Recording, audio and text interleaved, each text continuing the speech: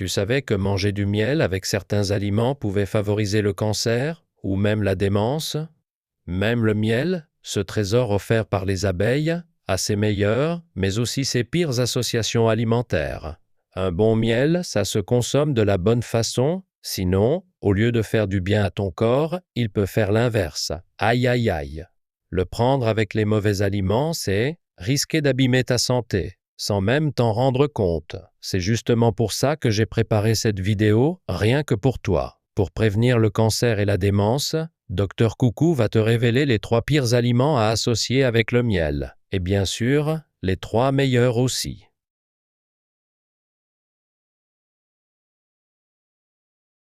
Bonjour à tous, c'est votre Docteur Coucou préféré. Pas encore abonné? Allez hop, clique sur le bouton d'abonnement et mets un petit like tout de suite. Partage cette vidéo avec tes proches et fais découvrir Docteur Coucou autour de toi. Je continuerai à te transmettre uniquement les meilleures infos santé, juré, promis. Tu savais qu'il existe un aliment sur Terre qui ne se périme jamais? On le considère comme le tout premier aliment naturel de l'humanité, si précieux que les Romains l'appelaient « la rosée des dieux tombée du ciel ». La vedette du jour, c'est le miel, ce doux nectar plein de bienfaits. Le miel est fabriqué par les abeilles à partir du nectar des fleurs, transformé par leurs enzymes, ce qui donne non seulement du sucre, mais aussi des acides aminés, des vitamines, des minéraux comme le fer et le zinc, et des antioxydants.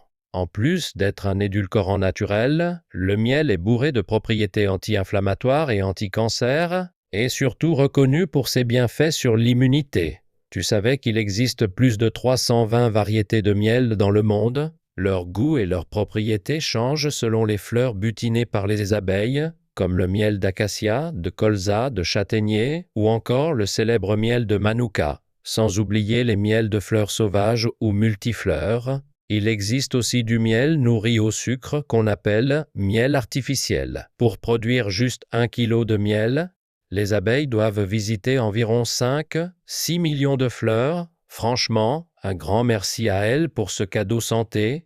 Mais attention tout le monde, même ce merveilleux miel peut devenir mauvais pour ta santé s'il est mal associé. Alors voyons ensemble les 3 pires aliments à éviter avec le miel pour prévenir le cancer et la démence, et bien sûr les 3 meilleures combinaisons pour vivre longtemps et en pleine forme. Commençons par la pire combinaison avec le miel, les aliments à base de soja, comme le tofu ou le lait de soja. Avec tous les dangers du sucre raffiné qu'on connaît aujourd'hui, beaucoup pensent que toute forme de douceur est mauvaise pour la santé. Mais le miel naturel, lui, est un sucre bien différent, totalement à part, car il vient directement de la nature. Les molécules du sucre blanc sont grosses. Elles doivent être décomposées en glucose ou fructose pendant la digestion, avant d'être absorbées par le corps. Ce processus utilise de l'insuline, du calcium, des vitamines et fait grimper la glycémie. Le miel, lui, ce petit bijou des abeilles, n'a rien à voir.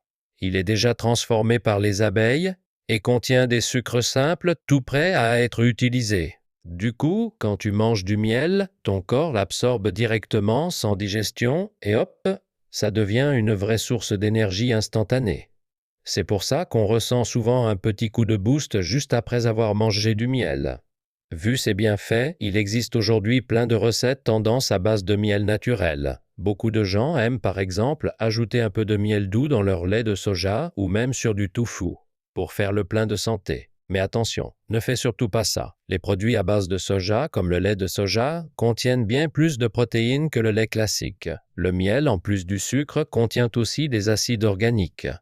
Et ces acides organiques, en contact avec les protéines du lait de soja, peuvent provoquer une réaction chimique qui forme un précipité. En clair, ça fait une sorte de grumeau ou de masse compacte.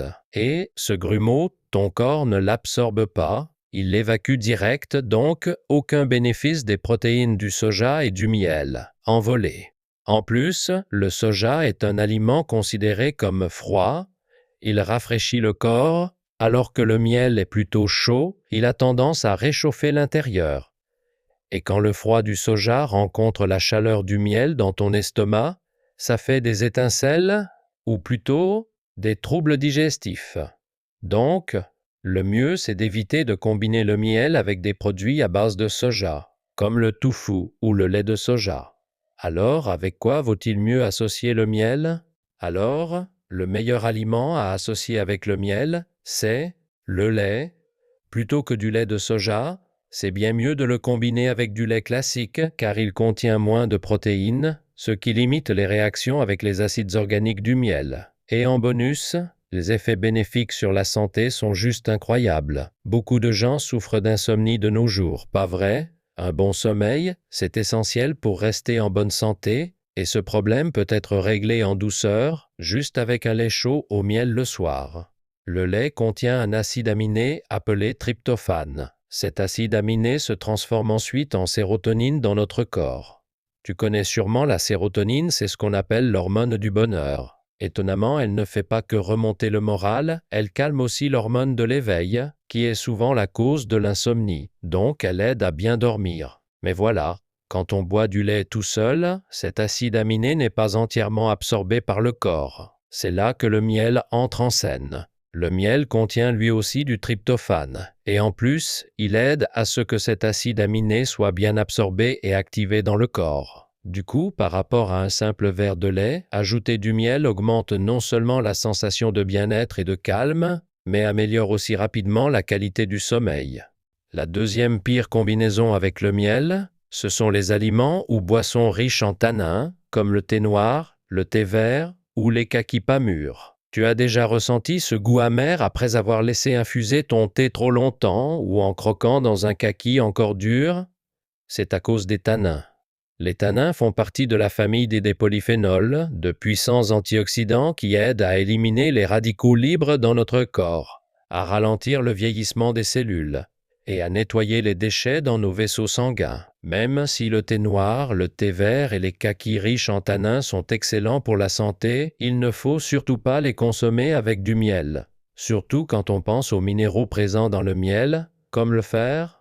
Quand le fer entre en contact avec les tanins, il forme un composé indigeste qui bloque son absorption par le corps. Donc, même si tu prends du miel pour te faire du bien, le combiner avec ces aliments pleins de tanins annule ses bienfaits et complique la digestion. Il faut les consommer séparément pour profiter pleinement des propriétés nutritionnelles de chacun. Attends une seconde. Tu as déjà préparé une tisane au miel avec de l'eau bouillante? Oups, mauvaise idée.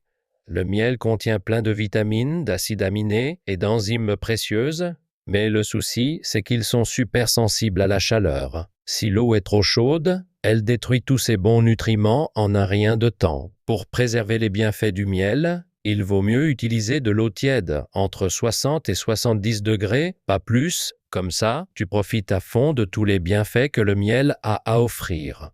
Ensuite, le meilleur aliment à associer avec le miel, c'est la cannelle. Remplacer le thé noir ou vert par une tisane au miel et à la cannelle, ça peut devenir un vrai élixir de santé.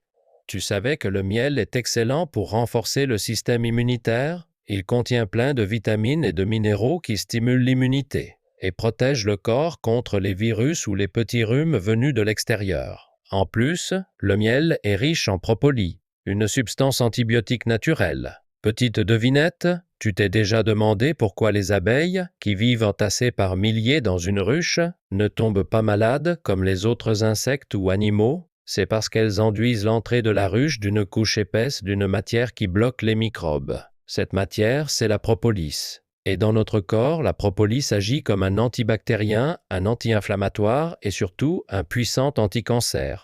Elle empêche les cellules cancéreuses de se multiplier en bloquant leur croissance et elle peut même provoquer leur autodestruction. Elle réduit aussi le taux de cholestérol dans le sang, renforce le cœur et les vaisseaux sanguins et aide à prévenir les maladies cardiovasculaires comme l'artériosclérose ou l'hypertension.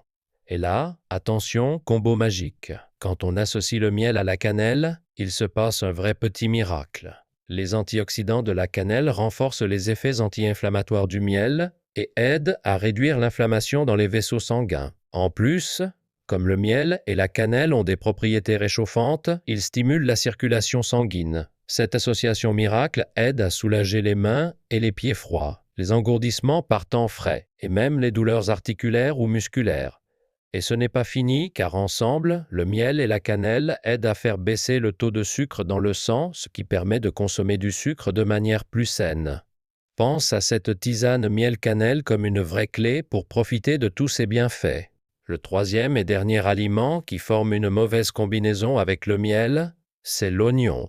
Il fut un temps où les pickles d'oignons au miel ont eu un énorme succès grâce à leur réputation de super aliment. Les oignons, qu'on appelle parfois les nettoyeurs des vaisseaux sanguins, semblaient parfaits pour être conservés plus longtemps avec du miel tout en cumulant les bienfaits. Mais étonnamment, consommer oignons et miel ensemble est fortement déconseillé. L'oignon contient un composé volatile appelé allylsulfure, qui peut provoquer la formation de gaz dans le corps lorsqu'il est ingéré. Et s'il est consommé avec du miel, cette association peut entraîner de sérieux ballonnements abdominaux, voire une indigestion chronique. En plus, elle pourrait même avoir un effet négatif sur la vision, donc prudence. Les vitamines et les phytocomposés présents dans l'oignon peuvent bloquer l'action des enzymes bénéfiques du miel. C'est pourquoi il vaut mieux consommer le miel et l'oignon séparément, afin de profiter des bienfaits spécifiques de chacun, sans les annuler. Et pour finir, la meilleure combinaison avec le miel, c'est, étonnamment, le radis. Beaucoup de personnes souffrent de rhume, et ce n'est jamais évident de gérer la toux ou les glaires. Tousser abîme les poumons et irrite la gorge. Et quand on a trop de glaires, les virus peuvent s'y développer plus facilement, donc il faut trouver une bonne solution. Une excellente option naturelle contre la toux, les glaires et, pour renforcer l'immunité, c'est l'association du miel et du radis. Tu savais que les radis d'automne et d'hiver sont vraiment excellents pour la santé, parfois même mieux que certains remèdes classiques? Quand les températures baissent, les radis deviennent plus doux, plus sucrés et contiennent encore plus de nutriments. Manger ces radis bienfaisants avec du miel renforce les poumons, apaise la gorge et aide à mieux respirer. C'est une super méthode pour calmer la toux, fluidifier les glaires et renforcer tes défenses naturelles. Si les radis ont un goût un peu piquant, c'est à cause d'un composé qu'ils contiennent, appelé sinigrine. Ce composé aide à dégager la gorge et à libérer les glaires plus facilement. Les radis sont aussi riches en vitamine C, essentielle pour un bon fonctionnement du système immunitaire. Et les manger avec du miel, c'est vraiment une combinaison gagnante. Le dextrométhorphane, naturellement présent dans le miel, calme la toux et réduit l'inflammation dans la gorge. Et en plus, le miel adoucit le piquant du radis, tout en aidant à mieux assimiler les vitamines. C'est bon au goût et encore meilleur pour la santé. Tu peux mélanger le radis et le miel, puis laisser reposer le tout pour en faire une sorte de sirop ou d'infusion. Mettre une cuillère de miel dans une tisane de radis séchés, c'est aussi une super idée. Petit conseil pratique, quand tu prépares un sirop ou un jus avec du radis et du miel, utilise le radis entier, avec la peau, car la peau contient beaucoup de vitamine C et B. Coupe le radis en morceaux sans l'éplucher, verse une belle quantité de miel par-dessus et laisse reposer au moins une semaine. Ce mélange est un vrai concentré de bienfaits, idéal pour renforcer ton système immunitaire et dire adieu à la toux et aux glaires. Jusqu'ici, on a vu ensemble 3 aliments qui se marient très mal avec le miel et 3 autres qui sont de vraies pépites en combinaison. Résumons une dernière fois, tu veux bien? D'abord, évite d'associer le miel avec les aliments à base de soja, comme le tofu ou le lait de soja, et préfère plutôt le lait classique. Ne mélange pas non plus le miel avec des aliments riches en tanins, comme le kaki ou le thé noir, et opte plutôt pour la cannelle, pour profiter pleinement de tous ses bienfaits. Et enfin, au lieu de l'associer avec l'oignon, mieux vaut le combiner avec du radis. Qu'en penses-tu? J'espère que tu pourras bien prendre soin de ta santé en choisissant les bonnes associations avec le miel. Merci beaucoup d'avoir passé ce moment avec moi. Si la vidéo t'a été utile, pense à t'abonner et à laisser un petit like. Et surtout, n'hésite pas à la partager avec ta famille et tes amis les plus chers. Je te souhaite sincèrement la santé et le bonheur, de tout cœur. C'était ton docteur Coucou. Merci.